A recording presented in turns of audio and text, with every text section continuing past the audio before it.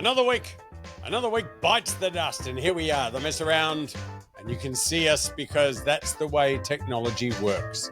Despite everything, and you've no idea the technological mysteries and mastery that's gone into getting this podcast to this state. Not a good state, but this state. Not due to me. I do 2/5 of nothing. That man there,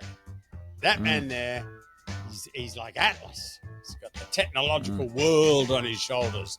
He is a one-man help desk. And, hey, don't we all need help? Yeah. Hello, I am all. Richard Stubbs, but that right there, that is Andrew Roper. Hello, all. Yes, straight. First of all, you sound very quiet to me in my technical capacity as a person with headphones on, but it could just be me. Well, you might have turned it down. I might have turned it down. Maybe I should turn you up again. All right. Yes. Do you know, you might not recall, but while, the listeners will appreciate this, while I was working at various radio stations in the day, Yes. many times they did say to me, you should come and work in the you should work in this area. Do you ever want to press the buttons and move the things and the thing? And I always said, no, not for me. No. I think because a part of you knew that was for the future. You think? Like that was then. It wasn't right for you then. But now in the future, when you're just throwing the I Ching and picking up sticks and hoping that one of those sticks says a future, now's your time. You're just jumping on the technological wagon. Yeah. I can't tell you. I can't. Do people still throw the I Ching, do you reckon? Has not come up in social circles for quite a while. I mean, it used to, obviously, with seafood food. Lots, a lot of that. No, you couldn't move for people chucking sticks. Sticks and the I Ching, that used to be a big deal, and dream catchers and biorhythms. Do you remember biorhythms? Biorhythms. Like, are your biorhythms still out? Mine could be out, I think. I just wonder, people were all about it and then just never heard of it again. But your biorhythms are surely still rhythming. They're still there, unlooked at. What about your mood rings? Are they still a thing? Mood rings. You used to wear that and suddenly, I know what that means. That's right. And people could tell when I was angry.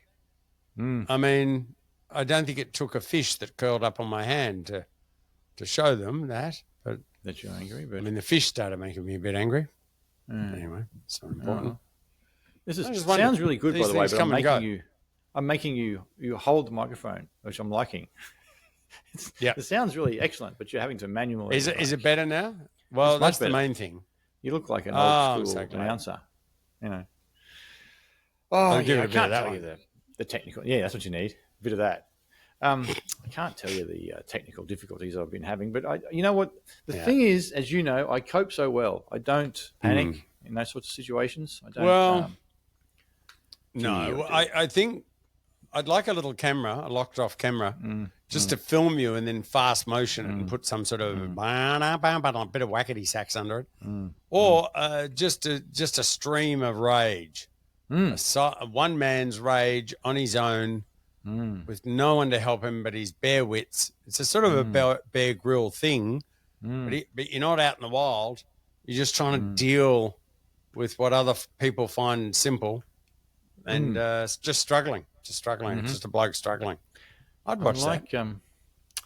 I'm like, I think you spoke again, radio station. I remember you saying this. I'm like, David Lynch had a comic book that he used to publish. Yes. It was called The Angriest Dog in the World. And every single panel was just a dog just... It's all it was every week. The same thing. Fred Flintstone was my favourite. Yeah, Flintstone was my favourite. He was my spirit animal. He would kick the door in and just come in from work every night going, razza, fuzza, ring, dang it, razza, hi, Fred. Razza, fuzza, ring, dang it, comedians and young people.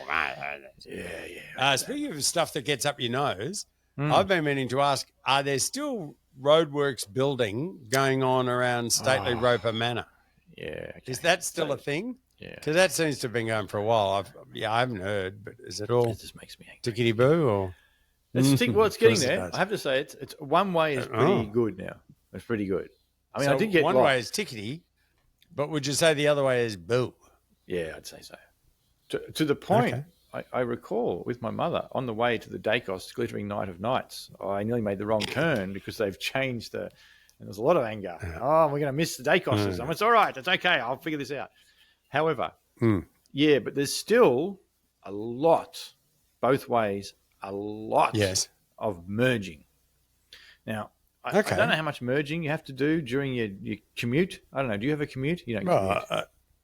Where would I commute to? You don't commute. I travel to gigs, and during that time, there is occasional merging. I would say there is an average to reasonable amount of merging in my life. No, I have a tremendous amount of merging because I often go to uni to go to the gym and to show my face as though I still actually belong there, which is at this point That's pass. Right. That's a conversation for later.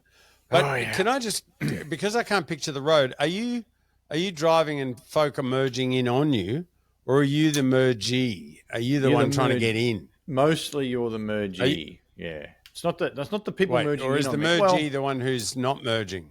The merger is the one who's merging. Any Gold Coast people listening, it's Palm Beach is the problem. Palm Beach. When you get through Palm Beach, it's nasty. There's too many on-ramps. There's too many people in Palm Beach. They should all leave, and they're all trying to get on. So first you've got to merge to get in. It's not too bad. Then you get to Palm Beach, and there's all people merging both ways. Right? And that's okay. If that has to happen, it has to happen. But what I can't cope with is the way different people deal with the merge. Like what do you mean? There's two types of people. There's the angry merger. They come up next to you and they look down. They think, well, should we merge here where we're supposed to? If I keep driving, I could probably gain 6 or 7 car lengths. And I watch him go past, and I think, okay, I'm not letting him in. There's no way in hell that he is ever getting in. Are you saying they go down the soon-to-be dead lane and they hope to cut in later? Yes. Yeah, okay. Push it. How far can I push it?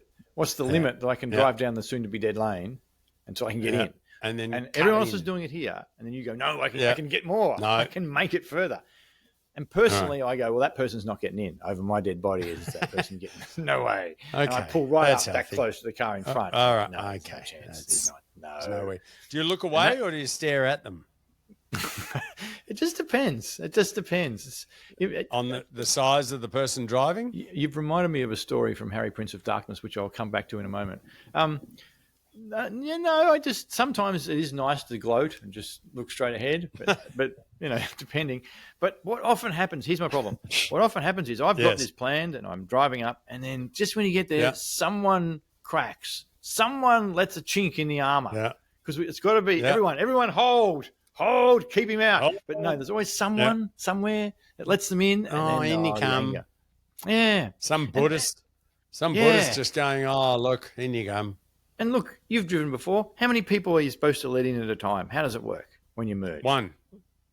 You go one, I go one. It's not. Yeah, you go one, I go. And then the person 3. goes, and the person behind you lets in one. No, and that's 4. How it works. That's the 5. rule. No, I'm scared now. I've come on. No, no. And then I'm right up behind them, just angry. So it's the two extra. I have to coach them from the car. I have to go, come on. Of course you do. Come on, just go. Just don't let them go. Oh, the veins pop out of my head. I get angry. This whole somewhat tragic scenario that you've outlined, this reminds me of my beloved when she comes home from a shopping expedition. And she'll come home, sometimes triumphantly, blowing her conch, bringing in her swag. Other times in fury because such and such happened in the shop, to which I have to say, did you help them, babe? Were you able to help them improve their shop and marketing expertise and your shopping experience? Did you give them some advice on how they could better themselves? And she went, yeah, I did. Yeah. I feel you're the same. You have to help other drivers. Yeah. But just helping them do it better next time. It's almost like they don't care, Richard. Like, it's like, you can't, you pull up alongside them and you tap on the window and you lean out. Look, see, you let too many people back in. It doesn't. Just quickly before I forget, Harry, Prince of Darkness, who you all doubt exists, I was just talking to him He was driving, and he's driving along, and he's wait, there's been an accident. There's been an actual accident. I'm a witness to an actual accident, and I immediately thought, oh, he might have to pull over and help here. This might be right. He said, oh, there's been a rear end. There's trouble. That's right. Could be a real thing. And I swear, because he was on FaceTime, I watched him. I swear he did this. You can't park there, mate. Just kept driving, just pointed and laughed at the 3-car pile-up and just kept driving. He can't park there. Yeah, because he can't park You know there. that's an internet joke. Mm. You know that's an internet joke, right? That you're supposed to yell that at people when they're in extremis. You know, someone's car's gone sideways up. Yeah, when the car's gone sideways up a wall, you slow down and go, mate, you can't park there. Yeah. You're like, shut up, idiot. Well, there you go. But it's not helping. It's not in any way. Why was he on FaceTime while he's driving? Well, if he exists, I don't know. He wasn't. But he wasn't. He doesn't look at me. He just puts. So it on why FaceTime. is it FaceTime? I don't know. Why the hell have you got it on FaceTime? To be fair, he never used to do it, but then some of the others did it, and he thought he was missing out. So he thought, oh well, I'll FaceTime. What? So I don't understand. He takes me through. I told you, he takes me through drive-throughs. I took him through a drive-through the other day. He watched my technique. He was like, "Oh, that's good." What did he think? Oh, it wasn't too bad. He was disappointed in my order, to be fair, to be brutally honest. But yeah, of course. Hey, speaking of being disappointed in your order, I went out to dinner on, I don't know, the weekend, and I happened to be out with friends on my own, and I took the opportunity. I pushed the friend. They go, "Where are we? What do we do?" And I pushed them towards a Chinese restaurant, and not a kind of nouvelle cuisine Chinese restaurant, but your classic Chinese restaurant with a Lazy Susan table. Lazy Susan, yeah. And a menu the size of a phone book. You know, will I give you a minute with the menu? Yes, mate. There's 700 dishes here. I've got to look through them all. Two types of person sitting around me. Some who just go, yeah, I'll have that one. And others like me who go, I need to just look at it all. I just need to. The reason I pushed everyone to go there in this old school sort of Chinese restaurant is because my beloved doesn't fancy Chinese food much. Most of the Chinese restaurants are a little uncertain about what gluten is and whether you can or can't. Is it in every meal or what is that? And she's celiac because she's also type 1 diabetic. The two autoimmune illnesses often go together. And therefore, you know, it's a bit carb heavy. It's got a bit of this, it's on the banned list is what I'm saying. If she doesn't ever eat Chinese food, that pretty much means, like the scene from Pulp Fiction, that I don't eat Chinese food. And I like Chinese food. Oh, yeah. So I took the opportunity, and gee, I was happy with it. The Lazy Susan. Oh, I looked through the menu. Everything was everything. Yeah, I do love a Lazy Susan. I do. Yeah. Sometimes there's fights. Well, because obviously there's fights. I had to ban my kids from the Lazy Susan because neither my daughter nor my son would let go, straining against the other. And then at one point, someone, usually my daughter, because she was younger, her arm would give out and fling everything and just I will say, I don't think I've ever mentioned this. When I was in China with for the passing of Sifu Fu, we obviously went to quite a few Chinese restaurants, and I saw some. I think they just call them restaurants. Yeah, pretty much. I saw some of the greatest Lazy Susans you've ever seen in your life. Just massive, huge, everything on them fantastic, and the ball bearings, they move so well. That's right. This restaurant, its proud boast was, you know, some people go, oh, it's got this, it's got that. It said, we can cope with 200 guests at a time. Yeah. And I'm going, now we're talking. This is just going to get banged through. Here we go. Bam. There it is. Yeah. Now, and it occurred to me afterwards, I was all happy. And I drank Tsingtao's in your memory. Oh, very good. Is there would you have that? You know, when you go out without that little nibble, do you go to yourself, pig's trotters and ox tongue? Finally, I get to eat it all. Oh, when I go out without the nibble, I just go off the chain and go, we're having this? Is the handbrake off and you go, now, finally I can eat I mean, you're vegetarian. Is there that much? And so is she. Is there that much range that you go? No, I'm more your left-leaning vegetarian. She's a right-wing vegetarian. Yeah. Like, is there that much of a schism among vegetarians? I don't know.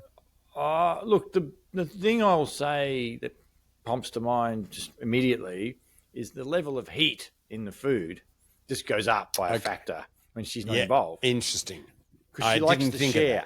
She likes to share. It's never, this is yours, this is mine. Oh, I'll have a bit of that because I can have tasted that and tasted this. So if you make one dish super hot and she finds it, there's scowling.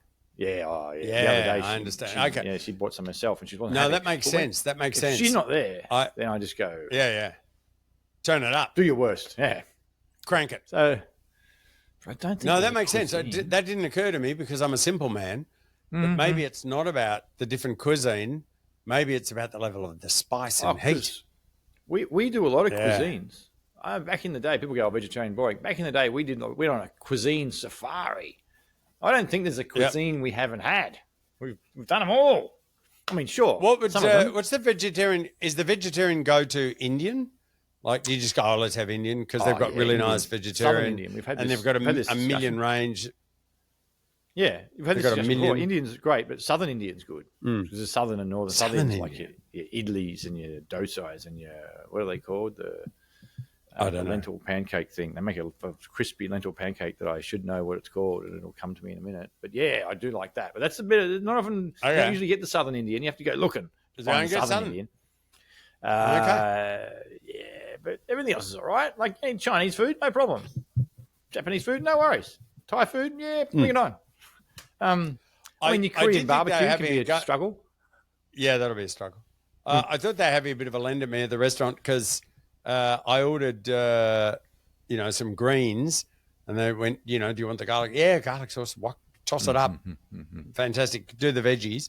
So it's called all that because that's another thing. My beloved, anaphylactic to mushrooms. So I can't eat mushrooms anyway. I can't even.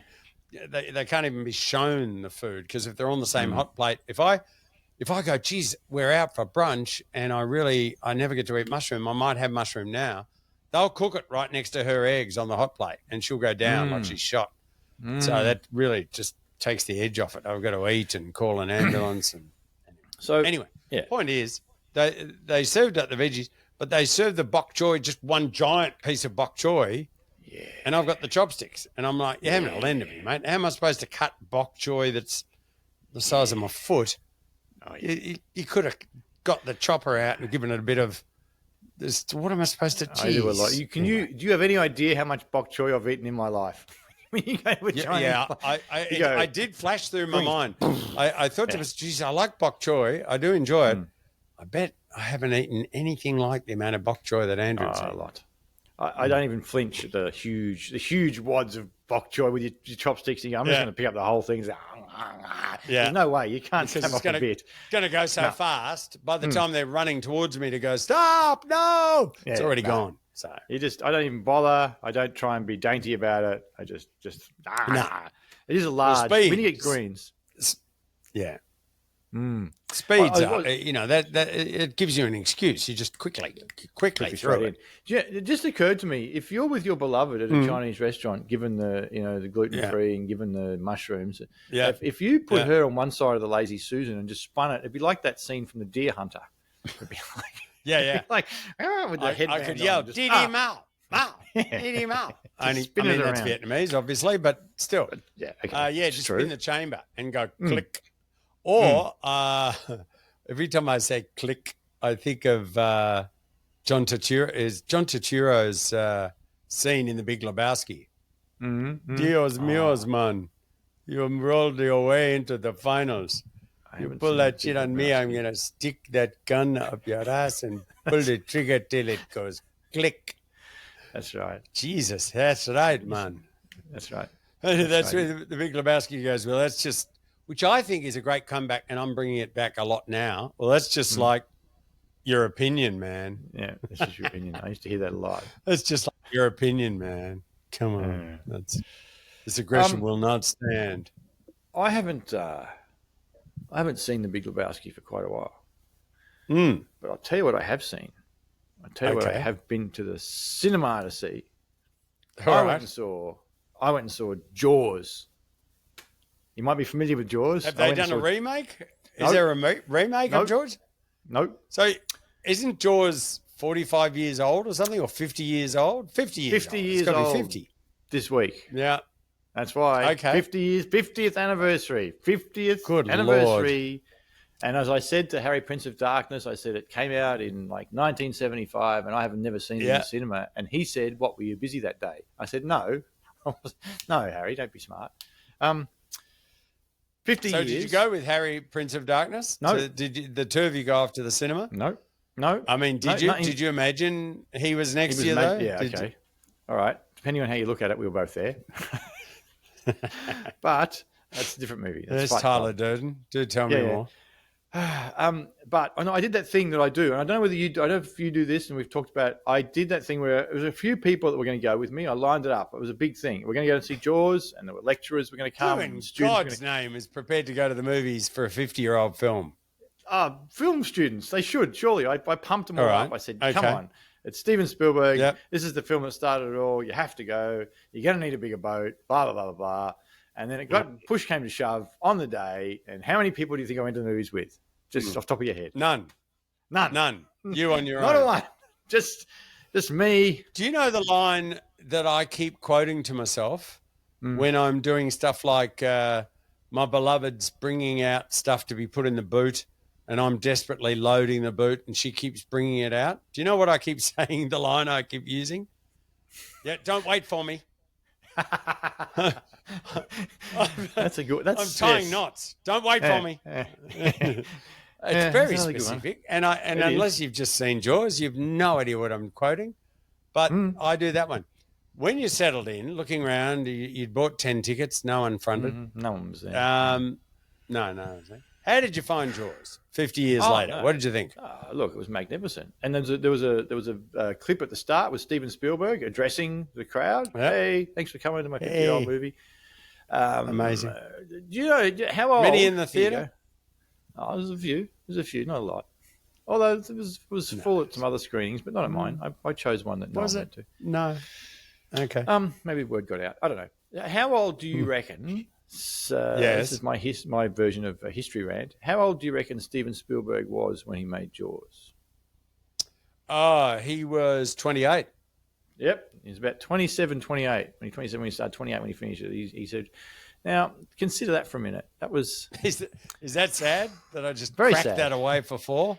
And how many film degrees had Steven Spielberg done? None. By the time he was 28? Yeah, none. How many masters in film and TV had Steven Spielberg done? Well, to be fair, between the two of you, there's 0. Like, you haven't done any either. At this point. So, at this point. But yes. I mean, I think you're bold to even bring it up. But I know. But what was your highlight? Was it the speech about the Sharks getting them after the plane crash? Was it that famous scene? What was your favourite scene? The Indianapolis. Oh, yeah. That a lot of it was just came in at the last minute for those of you that are film buffs. Like that speech was sort of came in later, and Robert Shaw was drunk when they did it the first day, and they sorry, and they came back and did it again. And I did get one jump scare at the end. I thought I wasn't going to be. I'd seen it that many times, but the shark did get me. Not the bigger boat scene, but there's another bit. No, it was good. He's very just bitey. Watching. I could look if I had you all here in a class. I'd point at it and say, "Look at what Spielberg's doing there. Oh, the man's a genius." There's a lot of that. I did a bit of that in the cinema. Really, and I can't believe no one wanted to go with you when you were prepared to help them so much. Oh, well, here you go. I'll give you a bit of trivia. What a shocking day out that'd be. Yeah, no one wanted to go with me. No one. No, fair enough. No one. I will give you a bit of. Here's a bit of film trivia for you and the listener who's still with us. Yeah. Here's a thing that's not many people notice in that movie is the color yellow. Okay, right. What do you mean? The color yellow usually pops out when the sharks are about to appear. Really? No. Is that right? If you watch the scene where the kid gets taken on the surf mat's yellow. Yeah. Yellow. His mother's got a yellow hat on, so she stands out in the crowd, so you know it's. I mean, the dog. Remember the dog gets lost. He's going, "Where's the dog?" Yes, and we think, "Oh no, the dog's going to get it." Well, the dog gets it, but he's got a bright yellow shirt on, so he goes trouble. And I tell that, and people go, "Don't be ridiculous." I go, "All right." Well, later on, when they stick the barrels on the shark, remember, and he's dragging the barrels around. Yeah. What color are the barrels? They're yellow.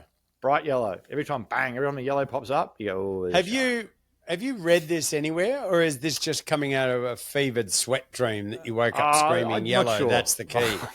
I'm not sure. I could be making it all up. I could be making it all up. But I tend to think these are so thin.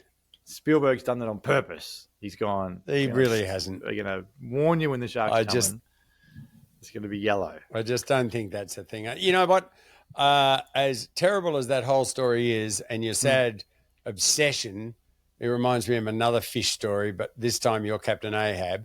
And, no one wanted to crew that boat as you chased the great fish, mammal, whatever. I needed this. This has cheered me up. I had a shocking incident before we started doing this, and I wasn't happy about any of it. I stood up. I was tired, stood up, and I managed to knock over a glass by my chair in the living room. Bang! Smashed on the floor, on the tiled floor. And that just crushed my spirit for two reasons. One, broken glass travels, like if you want to get to the moon, drop a glass on a tiled floor. Bits of that glass will be on the moon. My daughter, God love her, the klutz is strong in that child. And she would drop stuff all the time and just smash it. And there, as a parent, there's that whole, I don't want to just give it to her in a plastic cup all the time, because that's going to that's going to get in her head and she's going to fixate on it. So, but if I give her glasses, if I go, here's a glass, you just use that. And it done slipped out of my little hand, Pa, is what she would say to me. And we had a procedure for it. Like, you had to get the broom, you got to get the vacuum, there's the ash pan. Like, you just turn on every light, stop what you're doing, everyone get your feet up, no, shocking. I did that, and I smashed this glass and then spent the next 20 minutes vacuuming chunks up and sweet. Do you know what really shitted me, though? It was one of my favourite glasses. Yeah. Because I have always is favourite glasses. Have you got your favourite glasses? Up in the cupboard there. You got your Vegemite jars, obviously, that you've just used as glasses. But then you got your favourite one. And your favourite one always has a good weft. Just feels good in the hand. Or you like its little pattern. Look at that. That's Bert and Ernie on the side of it. Can't get these now. Yeah. Have you got favourites? Have you got a favourite glass? I know. The Neville has favourites. And they are inevitably the ones that I break. And there's a bit of finger pointing and there's a bit of accusation. Wow. Yes. We when we were in London, we lived around the corner from a glass blower, an outlet of what was it? Villeroy and Bosch, like Villeroy and Bok. Sorry, yeah, like that was them, and so but it was their outlet, and so. And one of our neighbours worked there as well. So you could sort of go there and get stuff. And, how good is this? Wow. Look at the discounts. Look at the discounts. You walk out. Look at the discount. You're stopping people in the street. Look at the bargain of this. Yeah. So we had this incredible array of like crystal glasses that are fantastic. Oh, look at this. Oh, they're beautiful. And I think there's about 2 left. I've managed to destroy every single one of them somehow in the dishwasher. What did you do? You put it in the dishwasher wrong. I don't know. I've got a set that my beloved gave me, and they're all 60s kitsch and stuff, and I love them, and I carefully use them, and then only, just have like, bang, I've broken one of those. I'm unhappy. I can't be happy. I'm at the point now, happy. If you give me glasses that I like, if you go, here's some special glasses, I go, that's magnificent. They're lovely. They're never going to be used. They're just going to sit in there. I'm not taking them out for anything, but they look fantastic. No, because you know what's going to happen.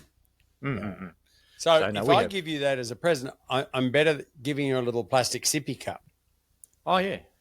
We have that. Because then you'll use it, and geez, I've dropped it, Dale. Yeah.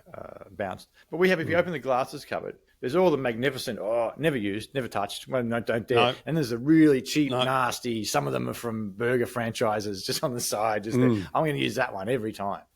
I never thought about that, but yeah. My beloved won't do that. She's not a believer in let's save that for best. You know, that whole, no, we don't use that whole cutlery, that whole crockery, just in case the Queen arrives. We want to have the nice things there. She would angrily say, look, no one's coming and I deserve it. And then, so I feel the whole time like I'm rolling the dice. You know what I mean? Yeah. I'm just like, oof, I'm living on the edge. I'm not living in a safe world. It's not safe. I'm Maverick. I'm just, I feel the need for speed. It's got that kind of energy to it. Highway to the danger zone. That's where I am. I'm on the highway to the danger zone using the good glass. We have, like, in a cardboard box, we have like brandy glass, heavy. They were a wedding gift for a wedding that we weren't invited to. we got ahead of the game. We went, oh wait, we're going to get invited. Yeah, all right. So we went and bought we better get them now. They're on sale. And Let's get them. Just waiting, and it never came. It's okay. Why aren't you then just doing this with a snifter of brandy? I should putting that down. They don't get used either. I don't know where they are. They're locked away. Because I smash glasses. I'd like to see those. I just. Oh jeez. I don't get them out for. I don't drink brandy. Why would I get? Well, yeah. Obviously, because you didn't realise you had the glass. You know, you could drink cognac out of the brandy glass. I probably could. I don't get. My chocolate milk doesn't go down well in like a Scotch glass or something. It just doesn't look good. She's like, well, put it back. It's less Bond villain, I'll grant you. Yeah, you don't see a lot of Bond villains with chocolate milk in their brandy glass, swirling it. Well, I like it. No, Mr. Bond, I expect you to die. No. I've dropped it. I do like a chocolate milk. We have experimented with the strawberry, and it always comes back to the chocolate. It's you can't even get the strawberry in the large because no one wants it. Everyone wants the chocolate. Sorry, strawberry's dying away. So back in the day when they used to make malted milks with in the metallic holder for your milkshake, would you just go the chocolate? I've got one of those metallic holders for the milkshake. Because you drop that, doesn't matter. Bung. Yeah, I haven't. Yeah, brandy glasses never used, but the metallic milkshake holder, comes out all the time. Oh, that gets a go.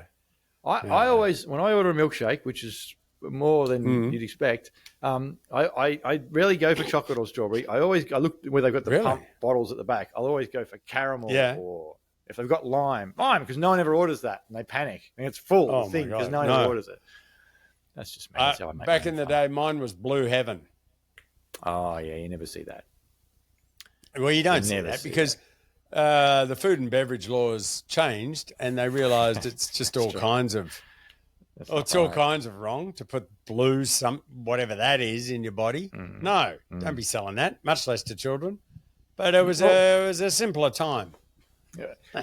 Do you know when do you ever get a smoothie? Are you a smoothie getter now? When you ride your bike in your life? Yes, I'll smoothie. I don't like it in the jar. You know the jar with the screw top and the handle and the big straw, and it's about that big, and it comes out. They go, oh, there you go. They just move. No, I want like a keg. I want to take 3 men to carry it and just plonk it down with nutmeg on the top. Just a massive thing of banana and protein that I can just go. That's I don't like the little. You said the key word there. Are you just a straight banana smoothie man, or does your vegetarianism edge you towards? Oh no, I put a bit of green in there. Oh, there's a bit of kale. That's wrong. Green. Look at this. Oh, it's a green smoothie. I can't. No, okay. I don't. No spinach. Kale, I'm pretty much just a banana. I'm banana milkshake, banana thick shake. Damn it, banana protein. Geez, I got furious the other day too. I've been having gummies with creatine in them, and then I found out that I found out. Thank you. And it's been a month or something, and I'm like, these things, I may as well bang them up my ass for the good they're doing. It turns out they were suppositories. Thank you very much. There it is. Thank you very much. No, here's the thing. 0 creatine in the gummy. They got exposed, and they went, sorry about that. Yeah, that's, look, we'll take those off the shelves and review. Yeah. 0. I was literally just carefully and methodically eating my 3 lollies a day. I did. But, geez, I was because I'm like, look at the gains. Look at the sick gains. Nothing. That just ruins your confidence in the whole supplement industry now. Yes. Now I'm starting to think that whole vitamin supplement industry is there just to rip me off. Yeah, I think so. You don't need much creatine. You need a tiny bit a day, even then. Yeah, 5 grams. Yeah, you could have just bought creatine. Yeah, that's all there was. 5 grams in the 3 gummies. No, you know what? I Nothing. Yeah. Nothing. You know what was in there? Sugar. I had to stop the creatine. I had it a while ago. I was just getting too massive. I was just, Well, yeah. Did you? I Really, I don't remember that phase. I don't. I said to someone I the don't other day, I recall used to be. Yeah, I said I used to be mad, and I don't know why, and they looked at me and went, "No, you didn't. No, this is no." Yeah. I don't know what's the time. I can keep talking. I got a heckle the other night. All right. I'm not surprised. Well, it wasn't even a heckle. You know when you're doing it and there's the front row and they're really close and they were talking, like the 2 people closest to me, 2 ladies talking, pointing at me and talking. Oh, jeez. All right. And that's distracting. You don't want that. That's distracting. Can you not do that in the front? Other people are getting distracted by you. Yes. What did you say? Actually, no. Tap them both on the head? You'd know this, but no one else listening would. Sometimes they're not distracting anyone, but they are distracting you because no one else can see or hear them, but you can. No, and they're right in front, and you're busy working, and they're just chat. That's, yeah. That's what that is. I was doing that thing where I was the MC, and everyone decided to go to the toilet when I came on, which is a strange occurrence. I'm not sure why that happens. And they all went to the toilet, and I had to wait for them to come back so I could introduce the next act. Anyway, and they were pointing, and I stopped, and I said, "What are you doing? You're explaining the jokes. What's going on?" And she said, No. I was just saying, you're very well dressed for a comedian. I stopped and I went, really? I mean, what do you say to that? That's very nice. Yeah, I mean, I'd rather you didn't talk through my stuff, but I suppose if you are going to talk, the fact that I'm so well dressed makes you want to talk to each other. I don't know what I do with that. Well, what did you do with that? What was your witty comeback to that? Oh, I can't remember. Something about it being a good heckle. I'd commented on there. Just shut up or something? No, I wasn't mean. I wasn't cruel. I'd commented on their sexuality at various times during the night, and we discussed that. But that's now that I think about it, it's a bit like when you're watching a movie and the movie's boring, you're not liking it, so you start pointing out the cinematography, like, oh, that looked nice. That was good. But they weren't. Oh, look, yellow appears before the shark every time. Did you notice that? Yeah. I'd never noticed that before. So they didn't say funny or amusing or entertaining or anything. No. They just said, well, we're bored now, so we're looking at your outfit. Here's the critical test. Once you'd got that exchange out of the way, and they've finally got that, there was like a compulsion. They had to get that out about how, look at that slack. Look at the crease down the slack he's wearing. You don't see that anymore. That's iron, they said. That's right. Once they got that out of the system, did they then just shut up and enjoy the show, or were they still chatting? No, but then by the time they did that, the next act was on, and I was gone. So he didn't care. He might have. No, they didn't. They might have had to fight the chatty front row. You went, they did. Look, if you want to be honest, they did that thing where they're like, "Oh, the MC's back. He'll be gone in a minute. We're just going to endure this for another 60 seconds." It's just, you look very nice, though. You look lovely. You do. Look, you've gone some effort, but. Where's the next one? Anyway. Speaking of comedians, is a real danger, Rodney Dangerfield energy coming off you now. I don't get no respect. I get no respect. That's what I'm saying. I get no respect. None whatsoever. Yeah. It's like there's the really experienced comedians, of which on the Gold Coast I'm pretty much one of. And then there's the really young one. They get no respect from them. I get no respect from them. I get no respect from the front row. I don't know why I do what I do. It's embarrassing now. I'm sad. Well, you're on the wheel. You're just treading. You're getting massive. Your creatine surging through your body. I'm going to get some creatine gummies. If we ever do the mess around live show, which Mill Clayton suggested we do, I tell you what, I'll be there. I'll be so well dressed, Mill. I'll be. Look out. Yeah. That's going to be dressed by someone else. Is all I can say. I think so. I think that's the secret now. I think that's what I'm going to do now. I'm just going to get better and better dressed. Like, no, I don't need jokes. the giant shoe that hasn't dropped is, of course, we're doing this, but we don't know. We've had to do this before the Magpies run out onto the field to face the hated and feared Crows. Oh, yeah, because either way, you're going to be inconsolable, and it could be that there's still flames at my house getting hosed out. Yeah. So I'm only going to say, for those of you not involved in AFL across the weekend, just spare a thought for me. Either way, if Collingwood win, well, it'll be like the sack of Rome, and if Collingwood lose, it'll be like Lake Trasimene, or one of Hannibal's victories. There, I'm saying that it'll be that. Okay. Something that more bad. more accessible for the rest of us. Yeah. Oh, you can tell. Yes, people wondering, when are you recording this? It's definitely before that game, because if it was in any way close to the level of tension and anger, either way, it would be just unbearable. So I think there'll be no mention of the outcome of that match because we don't know it, and we're happier for that. But whatever you're doing across the weekend, just laugh to yourself and go, "Oh, geez, that would have gone badly," or "Gee whiz, that probably went okay. I wonder if the fires are out yet as they celebrate in triumph." I tell you what, you've never seen me have technical difficulties with a piece of equipment while watching Collingwood lose. That's a double.